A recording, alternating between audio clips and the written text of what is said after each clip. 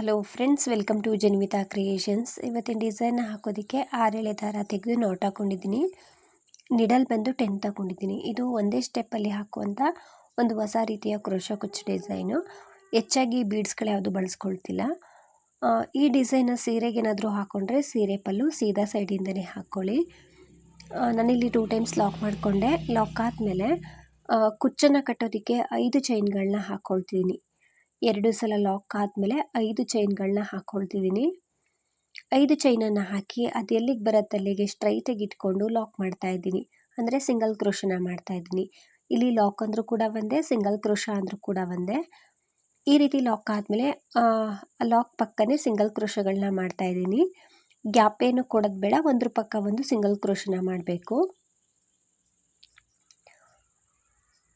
ಈ ರೀತಿ ಲೇಸ್ ಮೇಲೆ ನೀಡಲ್ನ ಚುಚ್ಚಿ ಥ್ರೆಡ್ನ ತಂದು ಲಾಕ್ ಮಾಡಬೇಕು.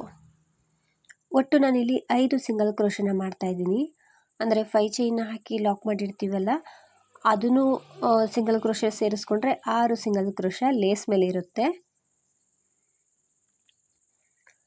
ಹೆಚ್ಚಾಗೇನು ಗ್ಯಾಪ್ ಕೊಡೋದು ಬೇಡ, ಸಿಂಗಲ್ ಕ್ರೋಶಗಳನ್ನ ಹಾಕ್ಕೊಳ್ತಿದ್ದೀನಿ. ಅಂದರೆ ಒಂದ್ರ ಪಕ್ಕ ಒಂದು, ಅಥವಾ ಚೈನ್ಗಳು ಹಾಕಿ ಬೇಕಿದ್ರೆ ಲಾಕ್ ಮಾಡ್ಬೋದು. ಸೊ ಚೇಂಜಸ್ ಮಾಡಿ ಹಾಕ್ಬೋದು. ಈ ರೀತಿ ಸಿಂಗಲ್ ಕ್ರೋಶನ ಮಾಡಿಕೊಂಡೆ. ಒಟ್ಟು 6 ಸಿಂಗಲ್ ಕ್ರೋಶಗಳಿದೆ. ಇವಾಗ 3 ಚೈನ್ನ ಹಾಕ್ತಾ ಇದ್ದೀನಿ. 1 2 3 ಚೈನ್ಗಳನ್ನ ಹಾಕಿ ಎಲ್ಲಿಗೆ ಬರುತ್ತೆ ಅಲ್ಲಿಗೆ ನೋಡಿಕೊಂಡು ಲಾಕ್ ಮಾಡ್ತಾ ಇದ್ದೀನಿ. ಈ ರೀತಿ 3 ಚೈನ್ ಹಾಕಿ ಲಾಕ್ ಮಾಡ್ಕೊಂಡಿದ್ದಾದ್ಮೇಲೆ ಇವಾಗ ಮತ್ತೆ ಚೈನ್ಗಳನ್ನ ಹಾಕ್ತಾ ಇದ್ದೀನಿ. 1 2 3 4 5 6 ಚೈನ್ಗಳನ್ನ ಹಾಕಿ ಅದನ್ನು ಈ ರೀತಿ ಸ್ವಲ್ಪ ಯು ಶೇಪಲ್ಲಿ ಲಾಕ್ ಮಾಡ್ಕೊಳ್ತಾ ಇದ್ದೀನಿ. ಅಂದರೆ 6 ಚೈನ್ ಎಲ್ಲಿಗೆ ಬರುತ್ತೆ ಅಲ್ಲಿಗೆ ಇಟ್ಕೊಂಡು 1 ಚೈನಷ್ಟು ಒಳಗಡೆ ಲಾಕ್ ಮಾಡ್ಕೊಳ್ಳಿ. 1 2 ಚೈನಷ್ಟು ಒಳಗಡೆ ಲಾಕ್ ಮಾಡಿಕೊಂಡ್ರೆ ಈ ರೀತಿ ಯು ಶೇಪಲ್ಲಿ ಬರುತ್ತೆ. ಮತ್ತು 6 ಚೈನ್ಗಳನ್ನ ಹಾಕ್ತಾ ಇದ್ದೀನಿ. 1 2 3 4 5 6 ಮತ್ತು 6 ಚೈನನ್ನು ಹಾಕಿ ಲೇಸನ್ನು ಹಿಂದೆ ತಿರುಗಿಸ್ಕೊಂಡು ಲಾಕ್ ಮಾಡ್ಕೊಳ್ತೀನಿ. ಇದು ಒಂದೇ ಸ್ಟೆಪ್ ಆಗಿರೋದ್ರಿಂದ ಸ್ವಲ್ಪ ಅಲ್ಲೇ ಟ್ವಿಸ್ಟ್ ಮಾಡಿ ಹಾಕಬೇಕಾಗುತ್ತೆ. ಹಿಂದೆಯಿಂದ 6 ಚೈನನ್ನು ಹಾಕಿ ಲಾಕ್ ಮೇಲೆ ಲಾಕ್ ಮಾಡ್ತಾಯಿದ್ದೀನಿ. ಲೇಸನ್ನು ಹಿಂದೆ ತಿರುಗಿಸ್ಕೊಂಡು ಈ ರೀತಿ ಲಾಕ್ ಮೇಲೆ ಲಾಕ್ ಮಾಡಿಕೊಂಡೆ. ಇವಾಗ ನಾನು 2 ಚೈನ್ನ ಹಾಕ್ತೀನಿ. ಸೊ ಪಕ್ಕದಲ್ಲಿ 3 ಚೈನ್ ಇದೆ. ಸೊ ಅಲ್ಲಿಗೆ ನಾನು ಬರೀ 2 ಚೈನ್ನ ಹಾಕಿ ಲಾಕ್ ಮಾಡ್ತಾಯಿದ್ದೀನಿ. 2 ಚೈನ್ಗಳನ್ನ ಹಾಕಿ ಈ 3 ಚೈನ್ ಗ್ಯಾಪ್ ಒಳಗಡೆ ನಿಡಲ್ನ ಹಾಕಿ ಈ ಗ್ಯಾಪಲ್ಲಿ ನಿಡಲ್ನ ಹಾಕಿ ಥ್ರೆಡ್ನ ತಂದು ಲಾಕ್ ಮಾಡ್ತಾಯಿದ್ದೀನಿ. ಲಾಕ್ ಆದಮೇಲೆ ಸೀದಾ ಸೈಡ್ಗೆ ತಿರುಗಿಸ್ಕೊಳ್ಬೇಕು. ಲೇಸನ್ನು ಸೀದಾ ಸೈಡ್ಗೆ ತಿರುಗಿಸ್ಕೊಂಡು ಇಲ್ಲಿ ನಮಗೆ 2 6 ಚೈನ್ ಗ್ಯಾಪ್ ಬಂದಿರುತ್ತೆ. ಅಂದರೆ 2 ದಾರ ಇರುತ್ತೆ ಇಲ್ಲಿ 6 ಚೈನ್ದು. ಅದರಲ್ಲಿ ನಾವು ಒಂದು ದಾರದಲ್ಲಿ ಇವಾಗ ಕಂಬಗಳನ್ನ ಮಾಡ್ತಾ ಹೋಗಬೇಕು. ಸೂಜಿ ಮೇಲೆ ಥ್ರೆಡನ್ನು ಸುತ್ಕೊಳ್ಬೇಕು. ಈ ತೋರಿಸ್ತಿದ್ದೀನಲ್ವ, ಈ ಕಂಬದ ಈ ಚೈನ್ ಗ್ಯಾಪಿಗೆ ನಾವು ಡಬಲ್ ಕ್ರೋಶ ಕಂಬನ ಮಾಡಬೇಕು. ಸೂಜಿ ಮೇಲೆ ಥ್ರೆಡನ್ನು ಸುತ್ತಕೊಂಡು ಈ ಗ್ಯಾಪಲ್ಲಿ ಹೋಗಿ ಥ್ರೆಡ್ನ ತಂದು ಸೂಜಿ ಮೇಲೆ 3 ದಾರ ಇರುತ್ತೆ. 2 ದಾರದಿಂದ ಒಂದು ಸಲ ಥ್ರೆಡನ್ನು ಮೇಲ್ ಪಾಸ್ ಮಾಡ್ಕೊಳ್ತಿದ್ದೀನಿ. ಮತ್ತೆರಡು ದಾರದಿಂದ ಥ್ರೆಡನ್ನು ಮೇಲ್ ಪಾಸ್ ಮಾಡ್ಕೊಳ್ತಿದ್ದೀನಿ. ಆವಾಗ ಇಲ್ಲೊಂದು ಡಬಲ್ ಕ್ರೋಶ ಕಂಬ ಆಯಿತು. ಮತ್ತೆ ಸೂಜಿ ಮೇಲೆ ಥ್ರೆಡನ್ನು ಸುತ್ತಕೊಂಡು ಸೇಮ್ ಪ್ಲೇಸಲ್ಲಿ ಹೋಗಿ ಥ್ರೆಡ್ನ ತಂದು ಡಬಲ್ ಕ್ರೋಶ ಕಂಬನ ಮಾಡ್ಕೊಳ್ತಾ ಇದ್ದೀನಿ. ಇಲ್ಲಿ ನಾನು ಕೆಳಗಡೆ 6 ಚೈನ್ ಗ್ಯಾಪ್ ಏನಿದೆ ಆ ಗ್ಯಾಪಿಗೆ ಡಬಲ್ ಕ್ರೋಶ ಕಂಬಗಳನ್ನ ಫಿಲ್ ಮಾಡ್ತಾ ಇದ್ದೀನಿ. ಕಂಬಗಳನ್ನ ಆದಷ್ಟು ನೀಟಾಗಿ ಹಾಕ್ಕೊಳ್ಳಿ. ಸೊ ಪೂರ್ತಿಯಾಗಿ ತೋರಿಸ್ತೀನಿ. ಇಲ್ಲಿ ನಾವು ಒಟ್ಟು 11 ಕಂಬ ಮಾಡಬೇಕು. ಅಂದರೆ ಬ್ಯಾಕ್ ಸೈಡಿಂದ 2 ಚೈನ್ ಹಾಕಿರ್ತೀವಲ್ಲ, ಅದು ಕೂಡ ಸೇರಿಸ್ಕೊಂಡ್ರೆ 12 ಕಂಬ ಇರುತ್ತೆ. ಎಲ್ಲಿಗೆ ಬರುತ್ತೆ ಅಲ್ಲಿಗೆ ನೋಡಿಕೊಂಡು ಲೇಸ್ ಮೇಲೆ ಲಾಕ್ ಮಾಡ್ತಾಯಿದ್ದೀನಿ. ಅಂದರೆ ಒಂದು 2 ಚೈನಷ್ಟು ಗ್ಯಾಪ್ ಕೊಟ್ಟು ಲಾಕ್ ಮಾಡ್ಕೊಳ್ಳಿ. ಸೊ ರೈಟಲ್ಲೂ ಕೂಡ ಒಂದು 2 ಚೈನ್ ಎಷ್ಟು ಗ್ಯಾಪ್ ಇದೆಯಲ್ವ, ಹಾಗಾಗಿ ಇವಾಗ ಲೇಸನ್ನು ಹಿಂದೆ ತಿರುಗಿಸ್ಕೊಳ್ಬೇಕು. ಸೊ ಈ ಮೇಲ್ಭಾಗದ 6 ಚೈನ್ ಏನಿದೆ ಇದರಲ್ಲಿ ವರ್ಕ್ ಮಾಡೋಕ್ಕೋಸ್ಕರ ಈ ರೀತಿ ಲೇಸನ್ನು ಈ ಥರ ಲೆಫ್ಟ್ ಹ್ಯಾಂಡಲ್ಲಿ ಬ್ಯಾಲೆನ್ಸ್ ಮಾಡಿಕೊಂಡು ಆ 6 ಚೈನ್ ಇದೆ ಅದನ್ನು ಕೆಳಗಡೆ ಈ ರೀತಿ ಹೆಬ್ಬೆರಳಲ್ಲಿ ಫೋಲ್ಡ್ ಮಾಡಿಕೊಂಡು ಮೇಲ್ಭಾಗದ 6 ಚೈನ್ ಗ್ಯಾಪ್ ಏನಿದೆ 6 ಚೈನ್ ಏನಿದೆ ಅದರೊಳಗಡೆ ಮತ್ತೆ ನಾನು ಡಬಲ್ ಕ್ರೋಶ ಕಂಬನ ಮಾಡ್ಕೊಳ್ತಾ ಇದ್ದೀನಿ. ಸೂಜಿ ಮೇಲೆ ಥ್ರೆಡನ್ನು ಸುತ್ತಕೊಂಡು ಈ ಮೇಲ್ಭಾಗದ 6 ಚೈನ್ ಗ್ಯಾಪಲ್ಲಿ ಹೋಗಿ ಥ್ರೆಡನ್ನು ತಂದು ಡಬಲ್ ಕ್ರೋಶೆ ಕಂಬನ ಮಾಡ್ತಾಯಿದ್ದೀನಿ. 2 ಲೂಪಿಂದ ಒಂದು ಮತ್ತೆರಡು ಲೂಪಿಂದ ಒಂದು ಮಾಡಿದ್ರೆ ಡಬಲ್ ಕ್ರೋಶೆ ಕಂಬ ಆಗುತ್ತೆ. ಮತ್ತು ಸೂಜಿ ಮೇಲೆ ಥ್ರೆಡನ್ನು ಸುತ್ತಕೊಂಡು ಸೇಮ್ ಪ್ಲೇಸಲ್ಲಿ ಹೋಗಿ ಥ್ರೆಡ್ನ ತಂದು ಡಬಲ್ ಕ್ರೋಶೆ ಕಂಬನ ಮಾಡ್ತಾಯಿದ್ದೀನಿ. 2 ಕಂಬ ಆಯಿತು. ಮೂರನೇ ಡಬಲ್ ಕ್ರೋಶೆ ಕಂಬ, ಮೂರನೇ ಡಬಲ್ ಕ್ರೋಶೆ ಕಂಬ. ಈ ಡಿಸೈನ್ನ ಬೇಕಿದ್ರೆ ನೀವು ಡಬಲ್ ಕಲರಲ್ಲೂ ಕೂಡ ಹಾಕ್ಕೊಳ್ಬೋದು, ಅಂದರೆ 2 ಸ್ಟೆಪ್ಪಲ್ಲಿ ಹಾಕ್ಕೊಳ್ಬೋದು. ಒಟ್ಟು 6 ಕಂಬನ ಮೊದಲಿಗೆ ಮಾಡ್ಕೊಳ್ತಿದ್ದೀನಿ. ವಿತೌಟ್ ಬೀಡ್ಸ್ ಆದರೂ ಮಾಡ್ಬೋದು, ವಿತ್ ಬೀಡ್ಸ್ ಡಿಸೈನ್ ಆದರೂ ಮಾಡ್ಕೊಳ್ಬೋದು. ನಾನಿಲ್ಲಿ ಒಟ್ಟು 6 ಡಬಲ್ ಕ್ರೋಶೆ ಕಂಬ ಮಾಡಿದ್ದೀನಿ. 6 ಡಬಲ್ ಕ್ರೋಶೆ ಆದಮೇಲೆ ಸ್ವಲ್ಪ ಥ್ರೆಡ್ನ ಮೇಲೆತ್ತಿ ಬೀಡನ್ನ ಹಾಕ್ಕೊಳ್ತೀನಿ. 6 ಕಂಬ ಆದಮೇಲೆ ಥ್ರೆಡ್ಡನ್ನು ಮೇಲೆತ್ತಿ ನೀಡಲ್ನ ಹೊರಗಡೆ ತೆಗೆದು ಒಂದು ಸ್ಮಾಲ್ ಬೀಡನ್ನ ಹಾಕ್ಕೊಳ್ತೀನಿ ಥ್ರೆಡ್ಡಿಗೆ. ಬೀಡನ್ನ ಥ್ರೆಡ್ ಒಳಗಡೆ ಹಾಕ್ಕೊಂಡ್ಮೇಲೆ ಮತ್ತೆ ಸೂಜಿ ಮೇಲೆ ಥ್ರೆಡನ್ನು ಸುತ್ತಕೊಂಡು ಆ ಸೇಮ್ ಪ್ಲೇಸಲ್ಲೇ ಹೋಗಿ ಥ್ರೆಡ್ನ ತಂದು ಡಬಲ್ ಕ್ರೋಶೆ ಕಂಬನ ಮಾಡ್ತಾಯಿದ್ದೀನಿ. ಸೊ ಬೀಡ್ಗಿಂತ ಮುಂಚೆ 6 ಡಬಲ್ ಕ್ರೋಶೆ ಕಂಬ ಮಾಡಿದೆ, ಹಾಗಾಗಿ ಬೀಡ್ ಆದಮೇಲೂ ಕೂಡ, ಅಂದರೆ ಬೀಡನ್ನ ಹಾಕ್ಕೊಂಡ್ಮೇಲೂ ಕೂಡ 6 ಡಬಲ್ ಕ್ರೋಶೆ ಕಂಬಗಳನ್ನ ಮಾಡ್ಕೊಳ್ತಿದ್ದೀನಿ. ನಾನಿಲ್ಲಿ ಒಟ್ಟು 6 ಡಬಲ್ ಕ್ರೋಶೆ ಕಂಬ ಮಾಡಿದ್ದೀನಿ. ಮಧ್ಯದಲ್ಲಿ ಸೆಂಟ್ರಲ್ ಬೀಡ್ ಬಂದಿದೆ. ಸೊ ಇಲ್ಲಿ 6 ಕಂಬ ಆದಮೇಲೆ ಒಂದು ಬೀಡ್ ಬರುತ್ತೆ, ಬೀಡ್ ಆದಮೇಲೆ ಕೂಡ 6 ಕಂಬ ಬರುತ್ತೆ. ನಂತರ ಇಲ್ಲಿ ನಾನು ಈ 3 ಚೈನ್ ಗ್ಯಾಪ್ ಏನಿದೆ ಈ ಗ್ಯಾಪಲ್ಲಿ ಲಾಕ್ ಮಾಡ್ತಿದ್ದೀನಿ. ಆಲ್ರೆಡಿ ಅಲ್ಲಿ 2 ಚೈನ್ ಹಾಕಿ ಲಾಕ್ ಮಾಡಿರ್ತೀವಿ, ಬಟ್ ಅಲ್ಲಿ ಇನ್ನೊಂದು ಚೈನ್ ಅಷ್ಟು ಗ್ಯಾಪ್ ಇರುತ್ತೆ, ಆ ಗ್ಯಾಪಲ್ಲೇ ಲಾಕ್ ಮಾಡ್ತಾಯಿದ್ದೀನಿ. ಲಾಕ್ ಆದಮೇಲೆ ಅದರ ಪಕ್ಕದಲ್ಲಿ ಒಂದು ಸಿಂಗಲ್ ಕ್ರೋಶೆ ಇದೆ ಅಲ್ವಾ, ಅಲ್ಲೂ ಕೂಡ ಲಾಕ್ ಮಾಡ್ತೀನಿ. ಈ ರೀತಿ ಕಾಣಿಸುತ್ತೆ ಆರ್ಚು ಮೇಲ್ಭಾಗದಲ್ಲಿ. ಸೊ ನಂತರ ನಾನು ಲೇಸನ್ನು ಸೀದಾ ಸೈಡ್ಗೆ ತಿರುಗಿಸ್ಕೊಂಡು ಸೂಜಿ ಮೇಲೆ ಥ್ರೆಡನ್ನು ಸುತ್ತಕೊಂಡು ಇಲ್ಲಿ ಫಸ್ಟ್ ಹೋಲ್ ಕಾಣಿಸ್ತಿದೆ ಅಲ್ವಾ, ಈ ಹೋಲ್ ಗ್ಯಾಪಲ್ಲಿ ಒಂದು ಡಬಲ್ ಕ್ರೋಶೆ ಕಂಬನ ಮಾಡ್ಕೊಳ್ತಾ ಇದ್ದೀನಿ. ಸೊ ಲೇಸನ್ನು ಸೀದಾ ಸೈಡ್ಗೆ ತಿರುಗಿಸ್ಕೊಳ್ಳೋದು ವಿಡಿಯೋ ಕ್ಲಿಪ್ ಮಿಸ್ ಆಗಿದೆ. ಸಿಂಗಲ್ ಕ್ರೋಶದ ಮೇಲೆ ಒಂದು ಸಲ ಸಿಂಗಲ್ ಕ್ರೋಶನ ಮಾಡಿ ಸೀದಾ ಸೈಡಿಗೆ ತಿರುಗಿಸ್ಕೊಳ್ಬೇಕು. ಅದಾದಮೇಲೆ ಒಂದು ಡಬಲ್ ಕ್ರೋಶೆ ಕಂಬನ ಮಾಡಿಕೊಂಡು, ಅಂದರೆ ಫಸ್ಟ್ ಕೆಳಗಡೆ ಏನು ಕಂಬಗಳನ್ನ ಮಾಡಿರ್ತೀವಿ ಅಲ್ಲಿ ನಾವು ಬ್ಯಾಕ್ ಸೈಡಿಂದ ಹಾಕಿರುವಂಥ 2 ಚೈನ್ ಗ್ಯಾಪ್ ಮಧ್ಯೆ ಒಂದು ಹೋಲ್ ಗ್ಯಾಪ್ ಕಾಣಿಸುತ್ತೆ, ಅದರಲ್ಲಿ ನಾವು ಮೊದಲಿಗೆ ಒಂದು ಡಬಲ್ ಕ್ರೋಶೆ ಕಂಬ ಮಾಡಿ ಅದಕ್ಕೇ ಪಿಕೋಟ್ನ ಮಾಡ್ಕೊಳ್ಬೇಕು. ನಾನಿವಾಗ ಸೆಕೆಂಡ್ ಕಂಬನ ಮಾಡ್ತಾಯಿದ್ದೀನಿ. ಸೂಜಿ ಮೇಲೆ ಥ್ರೆಡನ್ನು ಸುತ್ತಕೊಂಡು ಇಲ್ಲಿ 3 ಚೈನ್ ಗ್ಯಾಪ್ ಇರುತ್ತೆ, ಒಂದು ಡಬಲ್ ಕ್ರೋಶೆ ಕಂಬದ್ದು ಹೋಲ್ ಗ್ಯಾಪ್ ಇರುತ್ತೆ. ಸ್ವಲ್ಪ ಟ್ವಿಸ್ಟ್ ಆಗಿರುತ್ತೆ ಫ್ರೆಂಡ್ಸ್, ನಾವು ಬ್ಯಾಕ್ ಸೈಡಿಂದ ಹಾಕಿರ್ತೀವಲ್ಲ, ಹಾಗಾಗಿ ನೋಡಿಕೊಂಡು ಕಂಬದ ಮೇಲೆ ಹೋಲ್ ಕಾಣಿಸುತ್ತೆ, ಅದರೊಳಗಡೆ ಒಂದು ಡಬಲ್ ಕ್ರೋಶೆ ಕಂಬ ಮಾಡಿ ನಂತರ 3 ಚೈನ್ನ ಹಾಕಿ ಅದೇ ಕಂಬಕ್ಕೆ ಲಾಕ್ ಮಾಡ್ತಾಯಿದ್ದೀನಿ. ಮತ್ತು ಸೂಜಿ ಮೇಲೆ ಥ್ರೆಡನ್ನು ಸುತ್ತಕೊಂಡೆ ನೆಕ್ಸ್ಟ್ ಕಂಬದ ಮೇಲೆ ಹೋಲ್ ಗ್ಯಾಪ್ ಕಾಣಿಸ್ತಿದೆಯಲ್ವ, ಇದರೊಳಗಡೆ ನೀಡಲ್ನ ಹಾಕಿ ಥ್ರೆಡ್ನ ತಂದು ಡಬಲ್ ಕ್ರೋಶೆ ಕಂಬ ಆದಮೇಲೆ 3 ಚೈನ್ನ ಹಾಕಬೇಕು. ನಂತರ ಅದೇ ಕಂಬಕ್ಕೇ ಲಾಕ್ ಮಾಡಬೇಕು. ಥ್ರೆಡ್ ಏನಾದರೂ ಖಾಲಿಯಾದಾಗ ಈ ರೀತಿ 2 ಥ್ರೆಡನ್ನು ಗಂಟು ಹಾಕ್ಕೊಳ್ಬೇಕು. ಆದಷ್ಟು ಗಂಟು ಹಿಂದೆ ಹೋಗೋ ರೀತಿಯಲ್ಲಿ ಆರ್ಚನ್ನು ಮಾಡ್ಕೊಳ್ಳಿ. ಸೊ ಆರ್ಚ್ ಎಲ್ಲ ಆದಮೇಲೆ ಸ್ವಲ್ಪ ಗಮ್ ಹಾಕಿ ನೀಟಾಗಿ ಅಂಟಿಸ್ಕೊಂಡ್ರೆ ಅದು ಫಿನಿಶಿಂಗ್ ನೀಟಾಗಿ ಕಾಣಿಸುತ್ತೆ, ಆ ಗಂಟು ಯಾವುದು ಕಾಣಿಸೋದಿಲ್ಲ.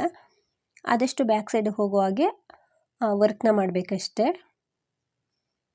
ಎಲ್ಲ ಕಂಬದ ಮೇಲೂ ಕೂಡ ಪಿಕೋಟ್ ಬರುತ್ತೆ, ಯಾವುದೇ ಕಂಬಗಳನ್ನ ಸ್ಕಿಪ್ ಮಾಡೋ ಹಾಗಿಲ್ಲ. ನಾವು ಮೊದಲನೇ ಪಿಕೋಟ್ನ ಒಂದು ಹೋಲ್ ಗ್ಯಾಪ್ ಇರುತ್ತೆ ಅಲ್ಲಿ ಫ್ರೆಂಡ್ಸ್, ನಾವು ರೈಟ್ ಸೈಡಿಂದ ನಾವು ಕಂಬ ಮಾಡಿ ಲಾಕ್ ಮಾಡಿರ್ತೀವಲ್ಲ ಮತ್ತು ಬ್ಯಾಕ್ ಸೈಡಿಂದ ಕಂಬ ಮಾಡಿರ್ತೀವಲ್ಲ, ಅದ್ರ ಮಧ್ಯದಲ್ಲಿ ಒಂದು ಹೋಲ್ ಇರುತ್ತೆ, ಮೊದಲನೇ ಕಂಬನ ಅಲ್ಲೇ ಮಾಡ್ಕೊಳ್ಬೇಕು. ನಾನಿಲ್ಲಿ ಪೂರ್ತಿಯಾಗಿ ಹಾಕ್ಕೊಂಡು ಬಂದಿದ್ದೀನಿ. ಕೊನೆಯಲ್ಲಿ ಕೊನೆ ಕಂಬಕ್ಕೆ ನಾನು ಈ 2 ಕಂಬಗಳ ಮಧ್ಯದಲ್ಲಿ ಗ್ಯಾಪ್ ಇದೆಯಲ್ವ, ಇಲ್ಲೊಂದು ಸಲ ಒಂದು ಸಿಂಗಲ್ ಕ್ರೋಶನ ಮಾಡ್ತಾಯಿದ್ದೀನಿ. 12 ಪಿಕೋಟ್ ಆದಮೇಲೆ ಇಲ್ಲಿ ಹೋಲ್ ಗ್ಯಾಪ್ ಇರುತ್ತೆ ನೋಡಿ, 2 ಕಂಬ ಅಂದರೆ ಕೆಳಗಡೆ ಆರ್ಚು ಮತ್ತು ಮೇಲ್ಗಡೆ ಆರ್ಚ್ ಎರಡರ ಮಧ್ಯದಲ್ಲಿ ಗ್ಯಾಪ್ ಕಾಣಿಸುತ್ತೆ, ಅಲ್ಲೊಂದು ಸಲ ಸಿಂಗಲ್ ಕ್ರೋಶನ ಮಾಡಿ ನಂತರ ನಾನು ಲೇಸ್ ಮೇಲೆ ಸಿಂಗಲ್ ಕ್ರೋಶನ ಮಾಡ್ತಾಯಿದ್ದೀನಿ. ಈ ರೀತಿ ಮಾಡೋದ್ರಿಂದ ನಮಗೆ ರೈಟ್ ಸೈಡಲ್ಲಿ ಯಾವ ರೀತಿ ಇರುತ್ತೋ ಲೆಫ್ಟಲ್ಲೂ ಕೂಡ ಅದೇ ರೀತಿ ಆರ್ಚ್ ಫಿನಿಶಿಂಗ್ ಕಾಣಿಸುತ್ತೆ. ಸೊ ಕೊನೆಯಲ್ಲಿ ಒಂದು ಸಿಂಗಲ್ ಕ್ರೋಶ ಮಾಡಿನೇ ನೀವು ಲೇಸ್ ಮೇಲೆ ಲಾಕ್ ಮಾಡ್ಕೊಳ್ಳಿ. ಇವಾಗ ಒಂದ್ರ ಪಕ್ಕ ಒಂದು ಸಿಂಗಲ್ ಕ್ರೋಶನ ಮಾಡ್ತಾಯಿದ್ದೀನಿ. ಇದನ್ನು ಬೇಕಿದ್ದರೆ ನೀವು ಹೆಚ್ಚು ಕಡಿಮೆ ಮಾಡ್ಕೊಳ್ಬೋದು. ನಾನಿಲ್ಲಿ ಫ್ರೆಂಡ್ಸ್ ನಾನಿಲ್ಲಿ 6 ಸಲ ಸಿಂಗಲ್ ಕ್ರೋಶನ ಮಾಡ್ತಾಯಿದ್ದೀನಿ. ಒಂದು ಸಿಂಗಲ್ ಕ್ರೋಶ ಕಮ್ಮಿ ಮಾಡ್ಕೊಳ್ಳಿ. ಅಂದರೆ ಇಲ್ಲಿ 6 ಸಲ ಇತ್ತು ಅಂತ ನಾನು ಇಲ್ಲಿ 6 ಸಲ ಸಿಂಗಲ್ ಕ್ರೋಶನ ಮಾಡಿದ್ದೀನಿ. ಆದರೆ ನೀವು ಹಾಕ್ಕೊಳ್ಬೇಕಿದ್ರೆ ಒಂದು ಸಲ ಸಿಂಗಲ್ ಕ್ರೋಶನ ಕಡಿಮೆ ಮಾಡ್ಕೊಳ್ಳಿ. ಏನಕ್ಕೆ ಅಂತ ಹೇಳ್ತೀನಿ. ಆರ್ಚ್ ಆದಮೇಲೆ ಯಾವಾಗಲೂ ಸ್ವಲ್ಪ ಸಿಂಗಲ್ ಕ್ರೋಶ ಮುಂದೆನೇ ಕಾಣಿಸುತ್ತೆ, ಹಾಗಾಗಿ. ನಂತರ ಕುಚ್ಚನ್ನು ಕಟ್ಟೋದಕ್ಕೆ 5 ಚೈನ್ಗಳನ್ನ ಹಾಕ್ತಾಯಿದ್ದೀನಿ. 5 ಚೈನನ್ನು ಹಾಕಿ ಎಲ್ಲಿಗೆ ಬರುತ್ತೆ ಅಲ್ಲಿಗೆ ನೋಡಿಕೊಂಡು ಲಾಕ್ ಮಾಡಬೇಕು. ಲಾಕ್ ಆದಮೇಲೂ ಕೂಡ ನಾನು ಸಿಂಗಲ್ ಕ್ರೋಶನ ಮಾಡ್ಕೊಳ್ತೀನಿ. 5 ಸಿಂಗಲ್ ಕ್ರೋಶನ ಮಾಡಬೇಕು.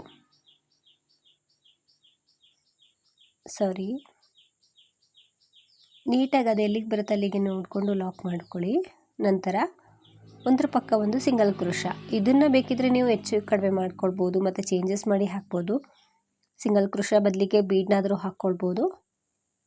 ಸೊ ಆರ್ಚು ಕುಚ್ಚು ಸ್ವಲ್ಪ ದೂರದಲ್ಲಿ ಇರಲಿ ಅನ್ನೋ ಕಾರಣಕ್ಕೆ ನಾನು ಈ ರೀತಿ ಸಿಂಗಲ್ ಕ್ರೋಶನ ಮಾಡ್ತಾಯಿದ್ದೀನಿ ಅಷ್ಟೇ. ಒಟ್ಟು 5 ಸಿಂಗಲ್ ಕ್ರೋಶನ ಮಾಡಬೇಕು 5 ಚೈನ್ ಆದಮೇಲೆ. 5 ಚೈನ್ ಹಾಕಿ ಲಾಕ್ ಮಾಡ್ಕೊಂಡಿದ್ದಾದಮೇಲೆ 5 ಸಲ ಸಿಂಗಲ್ ಕ್ರೋಶನ ಮಾಡಿ ನಂತರ 3 ಚೈನ್ ಹಾಕಿ ಲಾಕ್ ಮಾಡ್ತಾಯಿದ್ದೀನಿ. 3 ಚೈನ್ ಎಲ್ಲಿಗೆ ಬರುತ್ತೆ ಅಲ್ಲಿಗೆ ನೀಟಾಗಿ ಇಟ್ಕೊಂಡು ಲಾಕ್ ಮಾಡ್ಕೊಳ್ಳಿ. ಲಾಕ್ ಆದಮೇಲೆ ಇವಾಗ ನಾವು 6 ಚೈನ್ನ ಹಾಕಬೇಕು. ಆರ್ಚ್ಗೋಸ್ಕರ 2 ಸಲ 6 ಚೈನ್ನ ಹಾಕಬೇಕು. 6 ಚೈನ್ಗಳನ್ನ ಹಾಕಿ ಅದನ್ನು ಸ್ವಲ್ಪ ಯು ಶೇಪಲ್ಲಿ ಅಂದರೆ ಬೆಂಡ್ ಆಗೋ ರೀತಿಯಲ್ಲಿ ಲಾಕ್ ಮಾಡಬೇಕು. ಈ ರೀತಿ ಸ್ವಲ್ಪ ಲೂಸಾಗೇ ಇರಲಿ. ಮತ್ತು ನಾನು 6 ಚೈನ್ಗಳನ್ನ ಹಾಕ್ಕೊಳ್ತೀನಿ. 1 2 3 4 5 6 ಲೇಸನ್ನು ಹಿಂದೆ ತಿರುಗಿಸ್ಕೊಳ್ಬೇಕು. 6 ಚೈನನ್ನು ಹಾಕಿ ಲೇಸನ್ನು ಹಿಂದೆ ತಿರುಗಿಸ್ಕೊಂಡು ಲಾಕ್ ಮಾಡಬೇಕು. ಇದು ಒಂದೇ ಸ್ಟೆಪ್ ಆಗಿರೋದ್ರಿಂದ ಇದನ್ನು ಈ ರೀತಿ ಮಾಡಲೇಬೇಕು. ನಿಮ್ಗೆ ಏನಾದರೂ 2 ಸ್ಟೆಪ್ಪಲ್ಲಿ ಅಂದರೆ 2 ಕಲರಲ್ಲಿ ಡಿಸೈನ್ ಬೇಕು ಅಂದರೆ ಕಮೆಂಟ್ ಮೂಲಕ ತಿಳಿಸಿ, ಹಾಕಿ ತೋರಿಸ್ತೀನಿ ಹೇಗೆ 2 ಚೈನ ಹಾಕಿ ಲಾಕ್ ಮಾಡಿ ನಂತರ ಲೇಸನ್ನು ಸೀದಾ ಸೈಡ್ಗೆ ತಿರುಗಿಸ್ಕೊಳ್ಬೇಕು. ಸೀದಾ ಸೈಡ್ಗೆ ಲೇಸನ್ನು ತಿರುಗಿಸ್ಕೊಂಡ್ಮೇಲೆ ಇಲ್ಲಿ 2 6 ಚೈನ್ ಗ್ಯಾಪ್ ಇರುತ್ತೆ. ಅದರಲ್ಲಿ ಮೊದಲನೇ 6 ಚೈನ್ ಗ್ಯಾಪಲ್ಲಿ ನಾವು ಡಬಲ್ ಕ್ರೋಶ ಕಂಬಗಳನ್ನ ಮಾಡಬೇಕು. ಈ 6 ಚೈನ್ ಗ್ಯಾಪಲ್ಲಿ ಡಬಲ್ ಕ್ರೋಶ ಕಂಬಗಳನ್ನ ಮಾಡಬೇಕು. ಸೂಜಿ ಮೇಲೆ 3 ದಾರ ಇರುತ್ತೆ. 2 ದಾರದಿಂದ ಒಂದು ಮತ್ತೆರಡು ದಾರದಿಂದ ಒಂದು ಸಲ ಥ್ರೆಡನ್ನು ಮೇಲೆ ಪಾಸ್ ಮಾಡಿಕೊಂಡಾಗ ಡಬಲ್ ಕ್ರೋಶ ಕಂಬ ಆಗುತ್ತೆ. ಇದೇ ರೀತಿ ಇದ್ರ ಪೂರ್ತಿ ನಾವು 11 ಡಬಲ್ ಕ್ರೋಶ ಕಂಬನ ಮಾಡಬೇಕು. ಬ್ಯಾಕ್ ಸೈಡಿಂದ ಹಾಕಿರುವಂಥ ಒಂದು 2 ಚೈನ್ ಇರುತ್ತಲ್ವ, ಹಾಗಾಗಿ ನಾವು 11 ಕಂಬ ಮಾಡಿಕೊಂಡ್ರೆ ಸಾಕು. ಒಟ್ಟು 12 ಕಂಬ ನಮಗೆ ಅಲ್ಲಿ ಫಾರ್ಮ್ ಆಗೋ ರೀತಿ ಅಲ್ಲಿ ಇರೋ ರೀತಿ ಕಾಣಿಸುತ್ತೆ. ಒಟ್ಟು 11 ಕಂಬ ಆದಮೇಲೆ ಎಲ್ಲಿಗೆ ಬರುತ್ತೆ ಅಲ್ಲಿಗೆ ನೋಡಿಕೊಂಡು ಲಾಕ್ ಮಾಡಬೇಕು. ಸೊ ಇಲ್ಲೂ ಕೂಡ ನಾವು 2 ಚೈನ್ ಅಷ್ಟೇ ಗ್ಯಾಪ್ ಕೊಡಬೇಕು, ಜಾಸ್ತಿ ಕೊಡೋ ಹಾಗಿಲ್ಲ. ಲೇಸ್ ಮೇಲೆ ಈ ರೀತಿ ಲಾಕ್ ಮಾಡಿಕೊಂಡೆ. ಇವಾಗ ಮೇಲ್ಭಾಗದಲ್ಲಿ ಆರ್ಚ್ ಮಾಡಬೇಕಲ್ವ, ಹಾಗಾಗಿ ಇನ್ನೊಂದು 6 ಚೈನ್ ಇದೆಯಲ್ವ ಅದನ್ನು ಅದರಲ್ಲಿ ವರ್ಕ್ ಮಾಡೋದಕ್ಕೋಸ್ಕರ ಲೆಫ್ಟ್ ಹ್ಯಾಂಡಲ್ಲಿ ಈ ಆರ್ಚನ್ನು ಸ್ವಲ್ಪ ಗ್ರಿಪ್ಪಲ್ಲಿ ಬ್ಯಾಲೆನ್ಸ್ ಮಾಡಿ ಇಟ್ಕೊಂಡು ನಾವು ಡಬಲ್ ಕ್ರೋಶ ಕಂಬ ಮಾಡೋದಕ್ಕೆ ಶುರು ಮಾಡಬೇಕು. ಸೂಜಿ ಮೇಲೆ ಥ್ರೆಡನ್ನು ಸುತ್ತಕೊಂಡು ಈ 6 ಚೈನ್ ಗ್ಯಾಪಲ್ಲಿ ಹೋಗಿ ಥ್ರೆಡ್ನ ತಂದು ಡಬಲ್ ಕ್ರೋಶ ಕಂಬನ ಮಾಡ್ತಾಯಿದ್ದೀನಿ. ಒಂದು ಕಂಬ ಆಯಿತು. ಎರಡನೇ ಡಬಲ್ ಕ್ರೋಶ ಕಂಬ.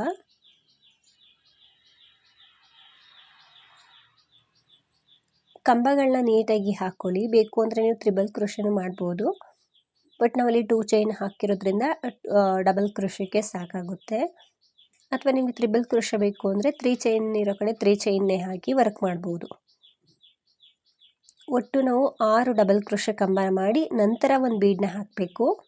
ಸೊ ಬೀಡ್ ಯಾವುದು ಬೇಡ ನಮಗೆ, ವಿತೌಟ್ ಬೀಡ್ಸ್ ಡಿಸೈನ್ನ ಹಾಕ್ಕೊಳ್ತೀವಿ ಅನ್ನೋದಾದರೆ ಸ್ಕಿಪ್ ಮಾಡ್ಬೋದು. ಬರೀ ಡಬಲ್ ಕ್ರೋಶನೇ ಹಾಕ್ಕೊಳ್ಬೋದು. ಬಟ್ ನಾನು ಇಲ್ಲಿ ಒಂದು ಬೀಡನ್ನ ಹಾಕ್ತಾಯಿದ್ದೀನಿ.